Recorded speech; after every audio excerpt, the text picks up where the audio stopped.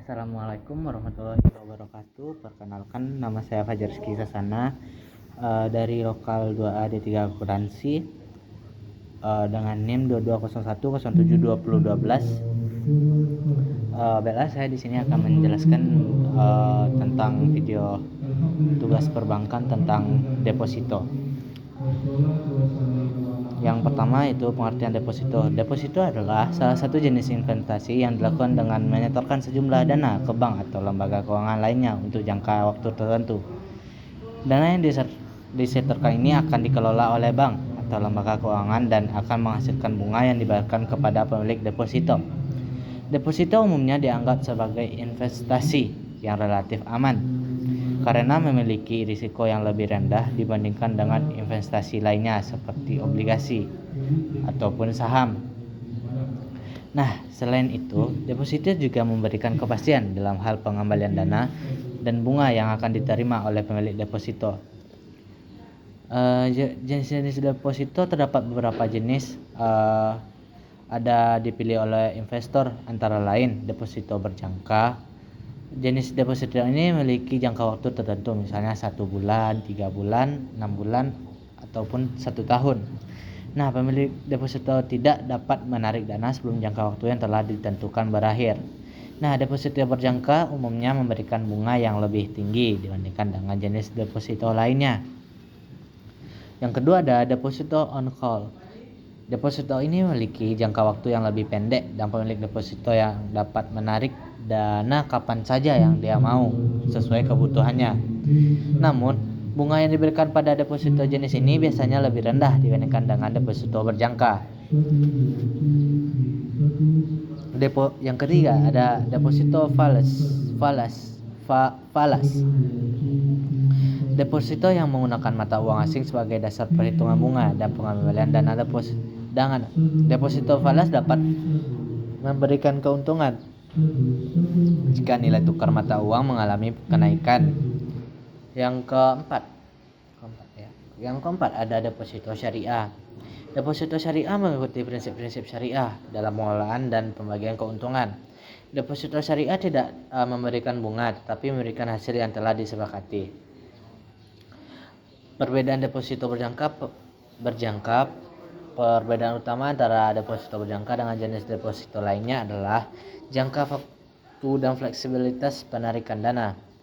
Nah, deposito berjangka memiliki jangka waktu yang ditentukan dan pemilik deposito ini tidak dapat menarik dana sebelum jangka waktu berakhir. Sementara itu, jenis deposito lainnya itu dapat menarik dana kapanpun yang mereka mau sesuai kebutuhannya.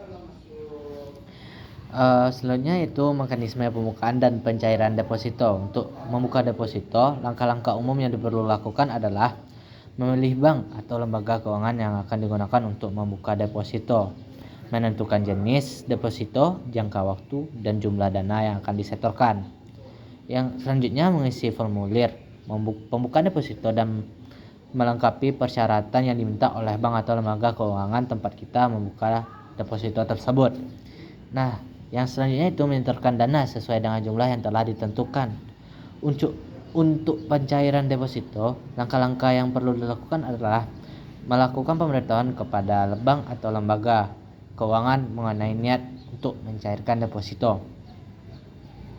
Menunggu jangka waktu deposito berakhir jika deposito berjangka. Mengisi formulir pencairan deposito dan melengkapi persyaratan yang diminta oleh bank atau lembaga keuangan. Menerima dana dan bunga deposito yang telah dicairkan.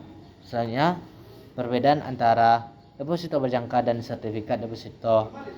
Deposito berjangka dan sertifikat deposito adalah dua jenis investasi populer dalam dunia perbankan. Meskipun keduanya memiliki beberapa kesamaan, tetapi terdapat perbedaan penting antara keduanya.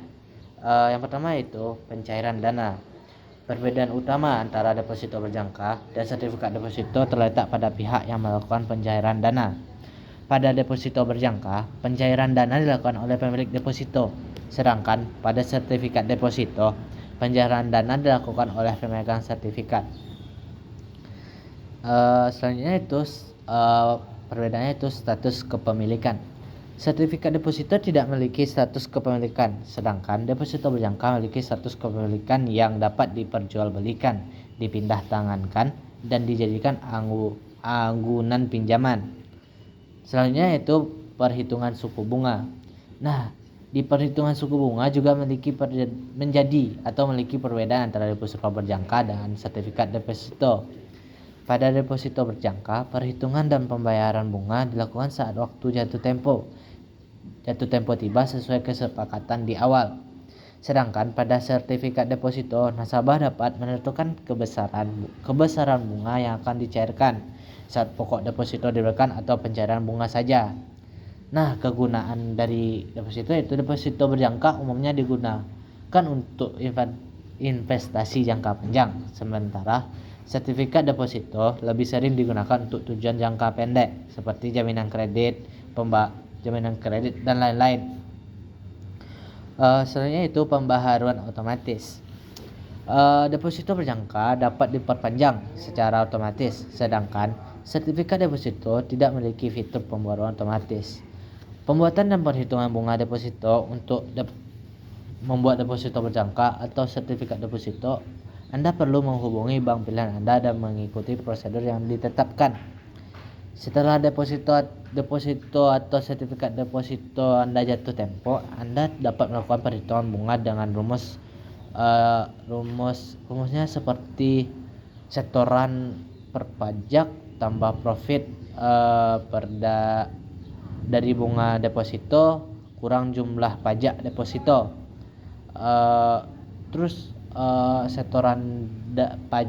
Setoran pokok tambah profit bunga deposito dikurang jumlah pajak deposito.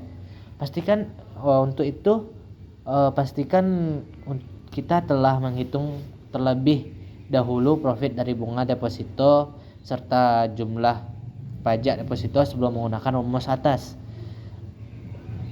Rumus tadi itu sangat berguna bagaimana kita memperhitungkan bagaimana kita kedepannya untuk mendapatkan untuk menabung di deposito, baik itu deposito berjangka ataupun deposito sertifikat ataupun deposito lainnya.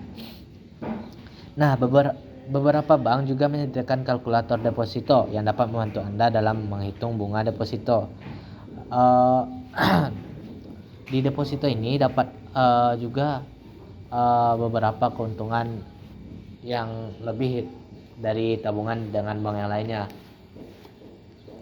dan juga ada kelemahan-kelemahannya. Dan itulah materi dari saya pada saat kali ini tentang deposito. Semoga bermanfaat bagi semuanya. Mohon maaf jika penjelasan saya kurang bagus dan agak susah dimengerti. Atas perhatiannya saya ucapkan terima kasih. Saya Fajar Rizky Sasana. Terima kasih. Assalamualaikum warahmatullahi wabarakatuh.